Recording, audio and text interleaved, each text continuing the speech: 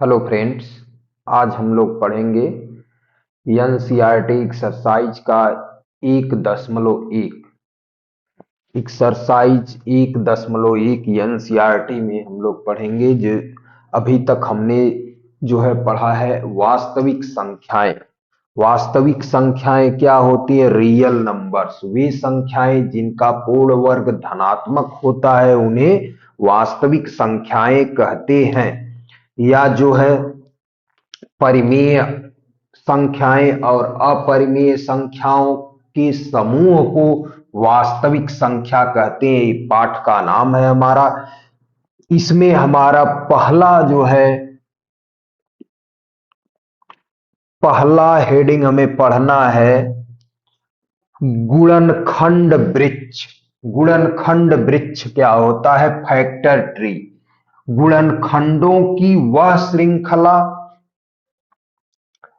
जिसे वृक्ष के रूप में लिखा जाए गुणनखंड वृक्ष कहलाता है।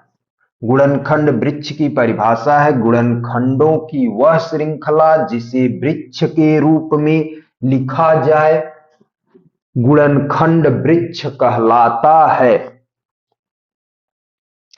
एग्जाम्पल के तौर पर हम यहां पर लिखे हैं 28। 28 का हमें वृक्ष गुणनखंड वृक्ष बनाना है तो हम क्या करेंगे? 28 को दो भागों में तोड़ेंगे।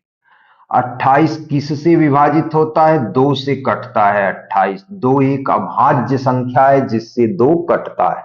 सभी गुणनखंड हम अभाज्य लेते हैं तो 2 से भाग देंगे तो 14 बार में कट जाएगा। पुनः जो है 2 तो अभाज्य संख्या है लेकिन 14 भाज्य संख्या है तो पुनः 14 को 2 भागों में तोड़ेंगे तो पुनः ये 2 से कटेगा तो 2 सत्ते 14, ये भी 7 बार में कटा। अब जो है 7 भी अभाज्य है, 2 भी अभाज्य संख्या है, 2 भी अभाज्य संख्या है तो सभी ये 28 के अभाज्य गुणनखंड मिल गए। क्या क्या मिला? 28 बराबर हमें मिला 2 गुणे 2 गुणे 7। ऐसे अगर हमसे कहा जाए कि 64 का वृक्ष गुणनखंड काटिए तो जो है हम क्या बनाएंगे? 2 से काटेंगे यहां तो यहां आएगा 32। पुनः जो है 2 से काटेंगे तो हमें मिलेगा 16। पुनः जो है हम 2 से काटेंगे तो हमें मिलेगा 8। पुनः 2 से काटेंगे हम तो हमें मिलेगा 4 और पुनः 2 से काटेंगे तो हमें मिल जाएगा 2। अब सब के सब इसके गुणनखंड अभाज्य गुणनखंड। ऐसे इसको चाहे तो जो है लिख सकते हैं बॉक्स विदाउट बॉक्स। ये सभी जो है अभाज्य गुणनखंड मिल गए। वृक्ष गुणनखंड इसको कहते हैं। अगली परिभाषा हमारे पास है अंकगणित की आधारभूत प्रमेय। अंकगणित की आधारभूत प्रमेय, फंडामेंटल थ्योरम ऑफ अरिथमेटिक। परिभाषा है प्रत्येक भाज्य संख्या को अभाज्य गुणनखंडों के गुणनफल के रूप में व्यक्त किया जा सकता है। इसे हम क्या कहते हैं? अंकगणित की आधारभूत प्रमेय। प्रत्येक भाज्य संख्या को अभाज्य गुणनखंडों के रूप में व्यक्त किया जा सकता है। प्रत्येक भाज्य संख्या को अभाज्य संख्याओं के गुणनफल के रूप में व्यक्त किया जा सकता है। इसी को हम क्या कहते हैं? अंकगणित की आधारभूत प्रमेय। जितनी भी भाज्य संख्याएं हैं प्रत्येक भाज्य संख्या को अभाज्य गुण संख्याओं के गुणनफल के रूप में व्यक्त किया जा सकता है। एग्जाम्पल के तौर पर आप देख सकते हैं 28 है, एक क्या है? भाज्य संख्या है। इसको जो है 2 गुणे 2 गुणे 3 गुणे 7 के रूप में व्यक्त किया गया है। ये जो है अभाज्य गुणन खंडों के गुणनफल के रूप में व्यक्त किया गया, अभाज्य संख्याओं के गुणनफल के रूप में व्यक्त किया गया। यहां देख सकते हैं 64 को 2 गुणे 2 गुणे 2 गुणे 2 गुणे 2 गुणे 2। 64 को जो है अभाज्य संख्याओं के गुणनफल के रूप में व्यक्त किया गया है। यही अंकगणित की आधार भूत प्रमेय कहती है कि प्रत्येक भाज्य संख्या को अभाज्य संख्याओं के गुणनफल के रूप में व्यक्त किया जा सकता है। इसके बाद हमारा है एनसीईआरटी एक्सरसाइज 1.1। 1.1 में हमारा पहला ही क्वेश्चन है, निम्नलिखित संख्याओं को अभाज्य गुणनखंडों के गुणनफल के रूप में व्यक्त कीजिए। फर्स्ट क्वेश्चन है हमारे पास 140। 140 का हमें अभाज्य गुणनखंडों के गुणनफल के रूप में व्यक्त करना है। तो 140 का गुणनखंड काट लेंगे। 140 2 से कटेगा तो 2 सत्ते 14, 0 आ गया। फिर 2 से काटेंगे 35 आ गया। पुनः 2 से नहीं कटेगा, पुनः 5 से काट देंगे। 5 सत्ते 35, 7 से काट देंगे, 1 आ गया। लिख देंगे 140 बराबर 2 गुणे 2 गुणे 5 गुणे 7। ये आ गए 140 के अभाज्य गुणनखंड। प्रत्येक भाज्य संख्या को उनके अभाज्य संख्याओं के गुणनफल के रूप में व्यक्त किया जा सकता है। यही अंकगणित की आधारभूत प्रमेय है। इसी प्रमेय के आधार पर एक गुणनखंड आया। ये 2 की पावर 2 गुणे 5 गुणे 7 भी इसको लिख सकते हैं, क्योंकि 2 2 बार आया है तो जो है 2 की घात 2। ऐसे दूसरा है 156। 156 का गुणनखंड काट लेंगे। 2 सत्ते 14, 2 अट्ठे 16। फिर 2 से काटेंगे, क्या आएगा? 2 तिहाई 6, फिर 2 नवा 18, फिर 3 से काट लेंगे 13, 13 से काट लेंगे 1 आ जाए। लिख देंगे 156 बराबर 156 बराबर 2 गुणे 2 गुणे 3 गुणे 13। क्या आ गया? 2 की पावर 2 गुणे 3 गुणे 13। ये आंसर हो गया। थर्ड क्वेश्चन हमारे पास है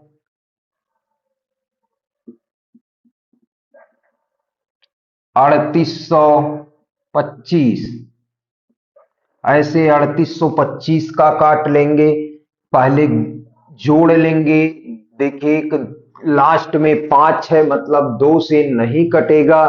3 से चेक करने के लिए क्या करते हैं? अंक संख्या के अंकों को जोड़ते हैं। यदि संख्या के अंकों का योग 3 से विभाज्य है तो संख्या 3 से विभाज्य होती है। तो 5 2 7 8 15 3 18, 18 3 से कटता है, इसलिए पूरी संख्या 3 से कटेगी। तो 3 एकम 3, 3 दूना 6, 3 सत्ते 21, 3 पच्चे 15। फिर 3 से देखिए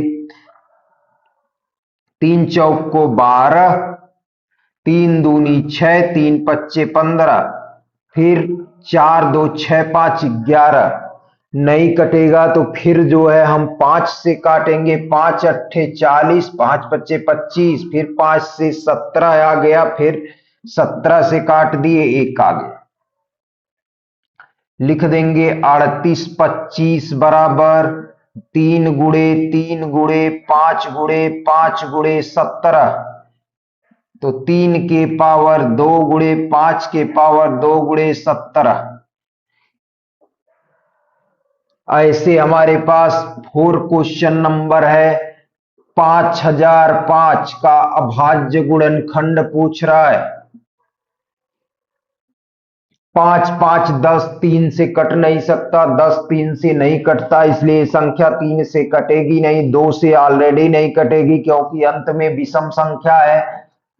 5 से काटते हैं। 5 एकम 5, 0 0, 5 एकम 5। 7 से काट देते हैं। 5 से अब नहीं कटेगा। 7 एकम 7, 3 10, 7 चौक 28, 7 तिरिक 21। 11 से काट देंगे। 11 एकम 11, 11 तिया 33। 13 से काट देंगे, 1 आ गया। आ गया 5005 बराबर 5 गुणे 7 गुणे 11 गुणे 13। ऐसे ही हमारे पास क्वेश्चन है, क्वेश्चन नंबर 5, 74 29 का अभाज्य गुणनखंड करना है। 74 29 पांचवा क्वेश्चन है, 74 और 29। देखिए 2 से कटेगा नहीं, लास्ट में 9 है, अंकों को जोड़ते हैं। 9 2 11, 11 4 15, 15 और 7, 15 7 22, 22 3 से नहीं कटता, इसलिए पूरी संख्या 3 से नहीं कटेगी। 5 अंत में 9 आया, इसलिए 5 से भी नहीं कटेगी। 7 से चेक करते हैं, संख्या 7 से भी नहीं कटेगी। 11 13 सभी अभाज्य संख्याओं से चेक करेंगे तो संख्या ये 17 से कटेगी। तो 17 चौक को 68, 6 बच गया, 17 तिया 51, 17 सत्ते 119। अब इसको काटेंगे 19 से। 17 19 दूनी 38, 19 तिया 57, फिर 23 से काट दिए, 1 आ गया। तो इसका अभाज्य गुणनखंड आ गया 7 4 2 9 बराबर 17 गुणे 19 गुणे 23। ये अभाज्य गुणनखंड आ गया। किसी संख्या का अभाज्य गुणनखंड, कोई संख्या नहीं कट रही है तो उस संख्या के वर्ग के आसपास तक की संख्या को तक काटते हुए जाएंगे। वास्तविक संख्याएं रियल नंबर्स का प्रश्नावली 1.1 का दूसरा क्वेश्चन है, पूर्णांकों के निम्नलिखित युग्मों के मासा तथा लासा ज्ञात कीजिए तथा इसकी जांच कीजिए कि दोनों संख्याओं का गुणनफल बराबर मासा गुणे लासा है। इसमें हमारा पहला क्वेश्चन है 26 और 91। पहला क्वेश्चन हमारा है 26 और 91। क्वेश्चन नंबर 2 का फर्स्ट का हल। हमारे पास क्वेश्चन है 26 और दूसरा है 91। दोनों का निकालेंगे। म ल स प और म स प निकालना है और इसकी जांच करना है। तो 26 का गुणनखंड काटेंगे, 2 से काटेंगे तो 13 बार में कट जाएगा। 13 से काटेंगे 1 बार में कट जाएगा। ऐसे 91 को काटेंगे, 2 से कटेगा नहीं। 3 से काटते, 3 से भी नहीं कटेगा। 7 से काटेंगे तो 13 बार में कटेगा। 13 से काट देंगे, 1 बार में कट जाएगा। लिख देंगे 26 बराबर 2 गुणे 13, 91 बराबर 7 गुणे 13। लिखेंगे ला सा प बराबर, देखिए ला सा प 2 कितनी बार आया है इस गुणनखंड में, जो है 2 1 बार आया, इसमें 2 आया ही नहीं तो 1 बार 2 लिख लेंगे। 3 को ढूंढेंगे, 3 है ही नहीं। इसके बाद 7 है, 7 इसमें 1 बार आया, इसमें 7 आया ही नहीं तो 7 को 1 बार लिख लेंगे। 7 भी। 13 भी इसमें 1 बार आया, इसमें भी 1 बार आया है तो 1 बार 13 को लिख लेंगे। ये क्या आ गया, ला सा प आ गया। 2 सत्ते 14, 14 गुणे 13, 14 तिया 42, 14 एकम 14, 4 18, 182 आ गया ला सा प। फिर से समझ लीजिए, इसमें जो है सब ला सा प में जो है सभी गुणनखंडों को लिखते हैं। तो 2 कितनी बार आया है, 1 बार। 7 कितनी बार आया है, दोनों में 1 बार आया है। दोनों में जो गुणनखंड सबसे अधिक बार आया होता है उसी को लिखते हैं। तो 13 1 बार इसमें, 1 बार इसमें, 1 ही बार आया है दोनों में तो 1 बार ही लिखेंगे। ये ला सा पा हो गया। मा सा पा क्या होगा, म स क्या हो जाएगा, म स प बराबर या म स बराबर, देखिए दोनों गुणनखंडों में जो कॉमन होता है, जो दोनों में आता है वही म स प होता है। तो यही 13 दोनों में आया, इसलिए म स प 13 हो गया। अब हमें क्या करना है, दो इनकी जांच करना है, इसकी जांच करना है कि दोनों संख्याओं का गुणनफल बराबर म स गुणे ल स। तो लिखेंगे दोनों संख्याओं का गुणनफल, दोनों संख्याओं का गुणनफल बराबर ल स गुणे म स या म स गुणे ल स। तो ल स गुणे म स, दोनों संख्याओं का गुणनफल बराबर ल स गुणे म स। दोनों संख्याएं कौन थी, 26 गुणे 91, 26 गुणे 91 बराबर ल स कितना है, ल स हमारा आया 182 गुणे 13। गुणा कर लेते हैं, 13 दूनी 26, 13 अट्ठे 104, 2 106, 13 एक कम 13, 10 23, आ गया 2366। 2366 गुणा करने के बाद आया 2366।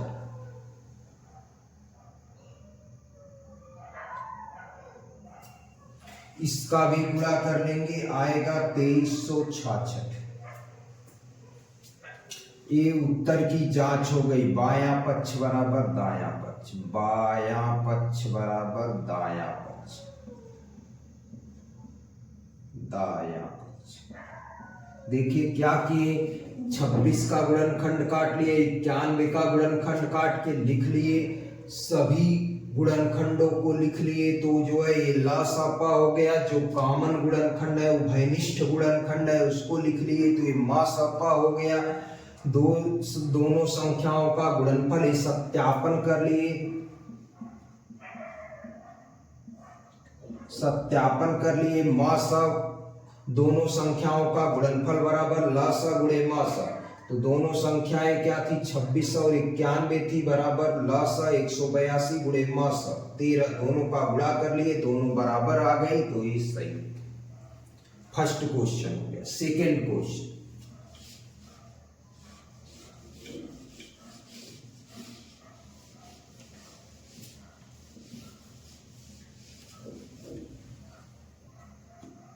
सेकेंड क्वेश्चन है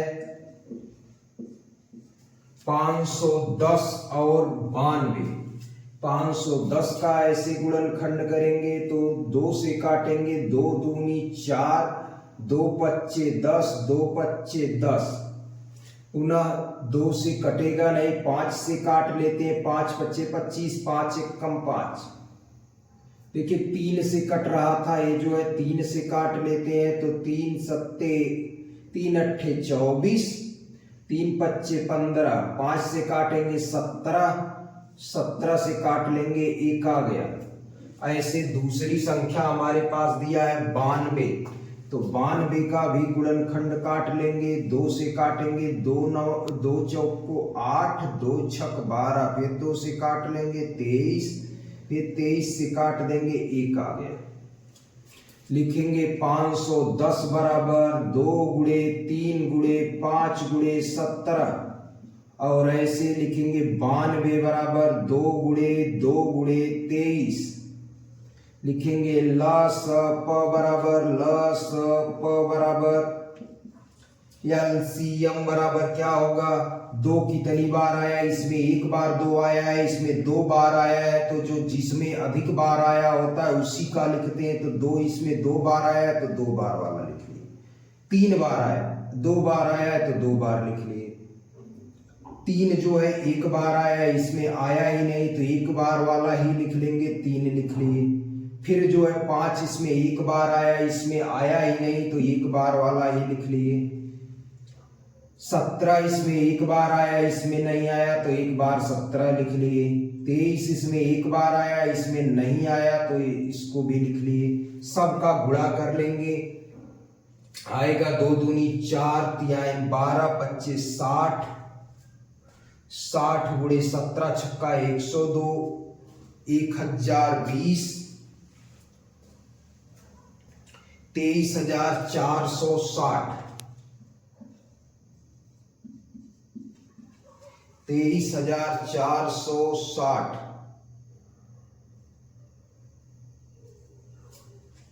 मा स प बराबर लिखेंगे, मा स प बराबर क्या मिलेगा, मा स प देखिए दोनों में सिर्फ और सिर्फ 2 कॉमन है, इसके अलावा कुछ भी कॉमन नहीं है, तो मा स प बराबर 2। फार्मूला लिखेंगे, दोनों संख्याओं का गुणनफल, सत्यापन करेंगे, दोनों संख्याओं का गुणनफल बराबर, दोनों संख्याओं का गुणनफल बराबर म स गुणे ल स, म स गुणे ल स या ल स गुणे म स।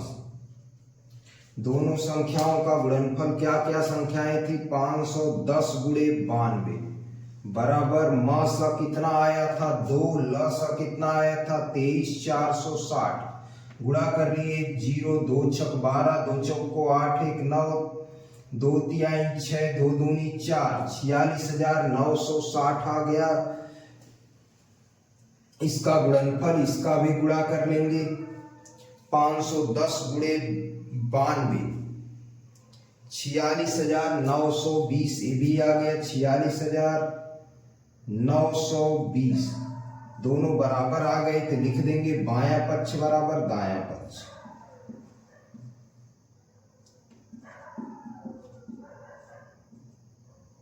दायां पक्ष सत्यापन भी हो गया। पहले इन दोनों का गुणनखंड काटे, दोनों का गुणनखंड लिख लिए, सबसे अधिक बार आए सभी गुणनखंडों को जब लिख लेते हैं ला स प में, तो जो है दो बार 2 आया है, लिख लिए, 3 एक बार आया है, 5 एक बार आया है, 17 एक बार, 23 एक बार, गुणा कर लिए, ला स प हो गया। मा स प दोनों गुणनखंडों में जो उभयनिष्ठ होता है, कॉमन होता है, वो मा स प होता है। अब इसका सत्यापन कर लिए, दोनों संख्याओं का गुणनफल बराबर मा स गुणे ला स। दोनों संख्याएं क्या थी, 510 और 92, दोनों का गुणा कर लिए, बायां पक्ष हो गया, ये जो है भाग दे दिए जो है, तो एक दाया, एक इधर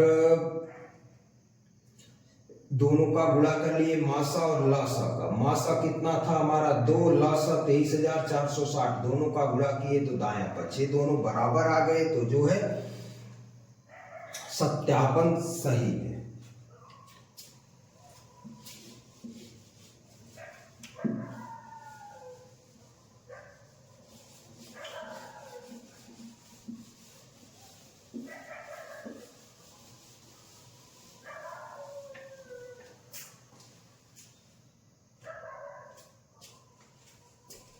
थर्ड क्वेश्चन है 336 और 54। 336 और 54,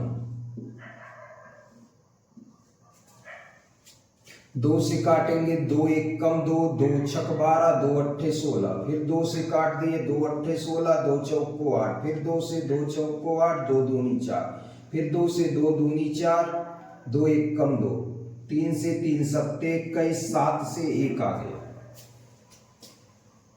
2 से काटेंगे तो 27 दूनी 54, फिर 3 से 3 9 27, 3 से 3 3 9, फिर 3 से 1 आ गया। ऐसे गुणनखंड काट लेंगे तो 336 का गुणनखंड लिख देते हैं, क्या आया 2 गुणे 2 गुणे 2, 4 बार आया, गुणे 3 गुणे 7, ऐसे 54 बराबर लिख देंगे, क्या आया 2 गुणे 3 गुणे 3 गुणे 3, 3 बार आया। लिखेंगे ला स प बराबर, ल स प लघुत्तम समापवर्तक बराबर 2 सबसे अधिक बार ऊपर वाले में आया है 4 बार, तो 4 बार 2 को लिख लिए। 3 एक बार इसमें आया है, 3 बार इसमें, तो इसमें नीचे वाले में 3 बार आया है, तो ये नीचे वाले का लिख लेंगे 3 बार 3, 3 गुणे 3 गुणे 3 3 बार लिख लिए। फिर 7 इसमें एक बार आया है तो एक बार का लिख लेंगे 7। गुणा कर लेंगे, 2 दूनी 4, दूनी 8, दूनी 16 या 48 और 3 त्रिका 9 सते 63। तो आ जाएगा 48 गुणे 63।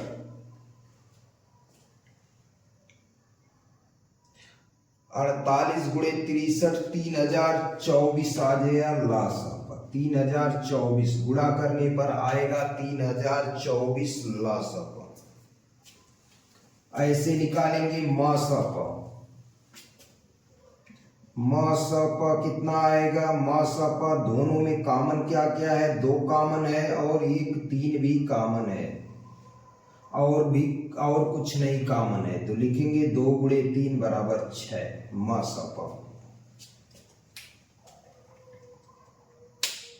फिर लिखेंगे फार्मूला, दोनों संख्याओं का गुणनफल बराबर, सत्यापन के लिए दोनों संख्याओं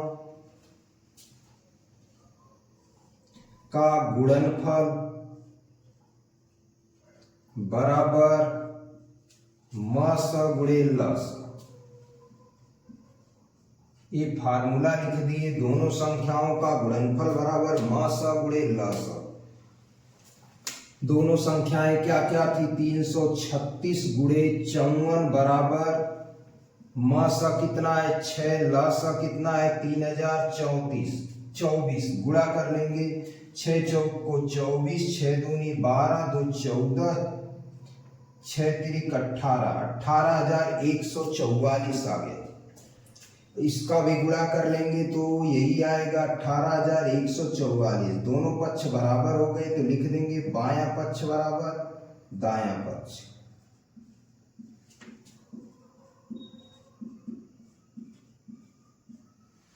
ये प्रूफ हो गया हमारा, बायां पक्ष बराबर दायां पक्ष। एक्सरसाइज का 1.1 का क्वेश्चन नंबर 3 है। अभाज्य गुणनखंड विधि द्वारा निम्नलिखित पूर्णांकों के मासा तथा लासा ज्ञात कीजिए। इसमें तीसरे का फर्स्ट क्वेश्चन हमारे पास है। क्वेश्चन नंबर 3 का फर्स्ट का हल हमें करना है, मासा और लासा ज्ञात करना है अभाज्य गुणनखंड विधि से। तो 12, 15, 21 का हमें अभाज्य गुणनखंड विधि से लासा का निकालना है। 12, 15, 21 का, तो 12, 15, 21 का गुणनखंड काटते हैं। 2 से कटेगा, 2 छक 12, फिर 2 से 2 तिहाई 6, फिर 3 से 1 आ गया। ऐसे इसका काटेंगे, 3 पच्चे 15, 5 एकम 5। इसका काटेंगे, 3 सत्ते 21, 7 एकम 7। सबको लिख लेंगे 12 बराबर 2 गुणे 2 गुणे 3, 15 बराबर 3 गुणे 5, 21 बराबर 3 गुणे 7। लिखेंगे ला स प बराबर, सबके गुणनखंड लिख लेंगे, इसके बाद ला स प।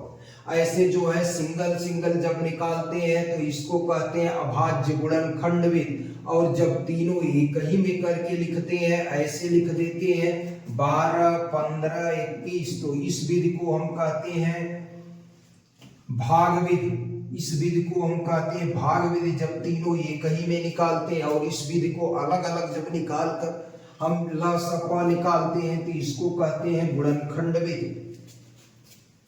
तो ला स प बराबर 2 कितनी बार आया? सबसे अधिक बार 2 किसमें आया? इसमें 2 सबसे अधिक बार आया है, 2 बार, तो लिख लेंगे 2 गुणे 2। 3 सबसे अधिक बार किसमें आया? सब में एक बार ही 3 आया है, तो एक बार ही 3 को लिखेंगे। 5 एक बार इसमें आया है, इन दोनों में नहीं आया, तो एक बार 5 को लिख लेंगे।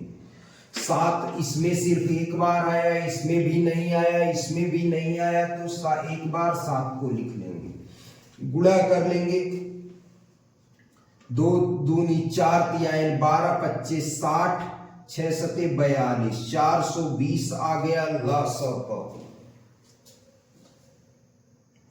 420 ला स प आ गया। हमें क्या निकालना था? मासा तथा लासा दोनों निकालना था, तो मासा बराबर लिख लेंगे। क्या आया? मासा बराबर, देखिए तीनों में जो कॉमन होगा वही मासा होगा। देखिए 3 1 तीनों में कॉमन, तो मासा कितना हो गया? मासा प बराबर 3। क्योंकि तीनों गुणनखंडों में आ रहा है, इसलिए 3 म स प। जब भी अभाज्य गुणनखंड विधि से म स प निकालने को आए तो हम ल स प और म स प निकालने को आए तो हम क्या करेंगे, तीनों का अलग अलग गुणनखंड काट लेंगे और लिख लेंगे, तीनों के गुणनखंड को लिख लेंगे। सभी गुणनखंडों को जब लिख लेंगे तो ला सा पा हो जाएगा गुणा करके, और जो कॉमन है उभयनिष्ठ है उसको लिख लेंगे तो मा सा पा हो जाएगा। सेकेंड क्वेश्चन,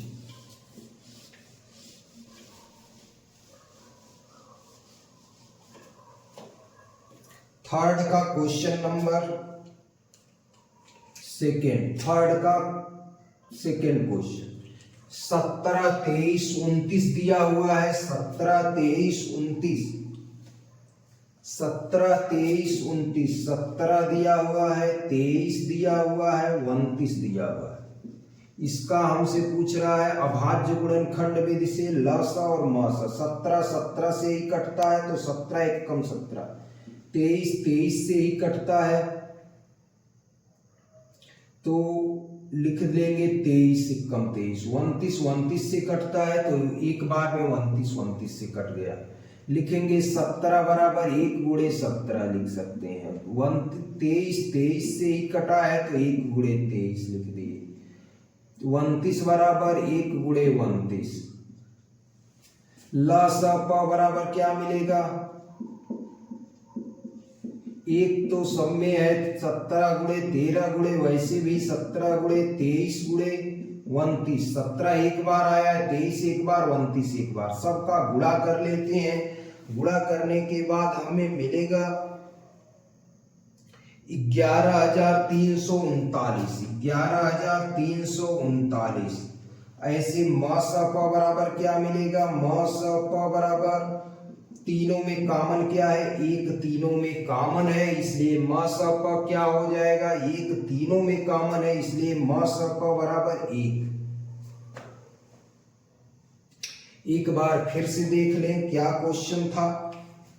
क्वेश्चन कह रहा था 17, 23 और 39, 17, 23 और 29 का अभाज्य गुणनखंड विधि द्वारा इसका लस और मस प निकालना था।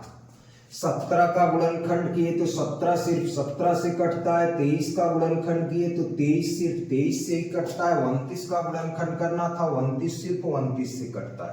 लिख लिए 17 बराबर 1 गुणे 17, 23 बराबर 1 गुणे 23, 29 बराबर 1 गुणे 29। ला सा पा बराबर 1 गुणे 17, देखिए एक बार आया है, 23 भी एक बार आया, 29 भी एक बार आया। सभी गुणनखंड ला सा पा में लिख लेते हैं, गुणा कर लेते हैं, ला सा पा हो जाता है। मा सा पा में जो कॉमन होता है वही गुणनखंड मा सा पा होता है, तो इसमें कुछ एक के अलावा कुछ कॉमन नहीं, तो एक मा सा पा हो गया।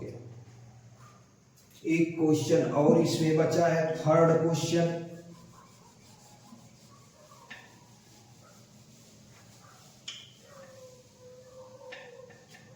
तीसरे का क्वेश्चन नंबर 3,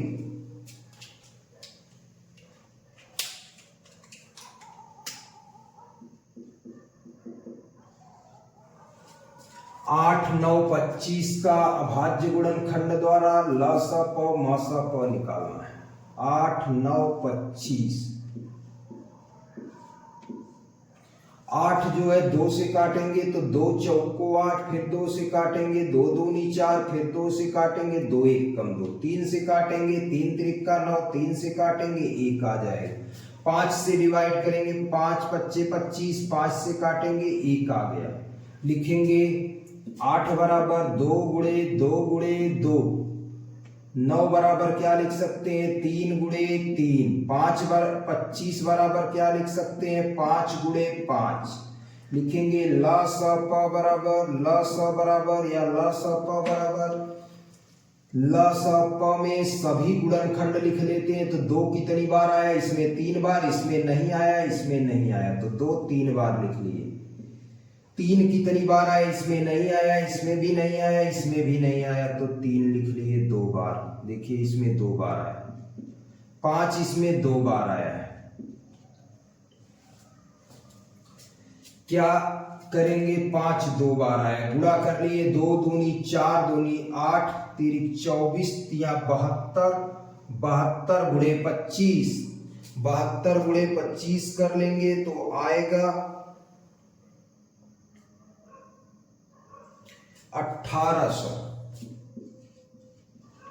एलसीएम 1800 हो गया। लासापा मासापा क्या होगा, तीनों में कॉमन कुछ नहीं दिख रहा है, मतलब एक कॉमन है, एक गुणे अगर कर दें तो सिर्फ एक ही कॉमन मिलेगा, तो इसमें इसका मासापा 1 हो गया।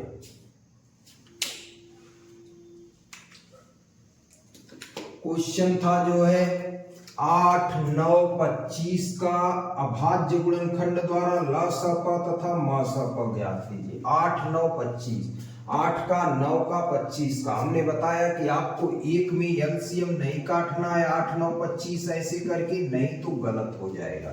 ये विधि जो है मान्य नहीं है, क्योंकि इस विधि को भाग विधि कहते हैं। हमें किस विधि से कहा है, अभाज्य गुणनखंड विधि से। तो हम अभाज्य गुणनखंड विधि में अलग अलग निकालते हैं ऐसे, तो 8 बराबर 2 गुणे 2 गुणे 2 3 बार, 9 बराबर 1 गुणे 3 गुणे 3, 25 बराबर 1 गुणे 5 गुणे 5 लिख लेंगे। तीनों में कॉमन 1 है तो मासापा 1 हो गया। लासापा जितने गुणनखंड होते हैं सभी को लिख लेते हैं।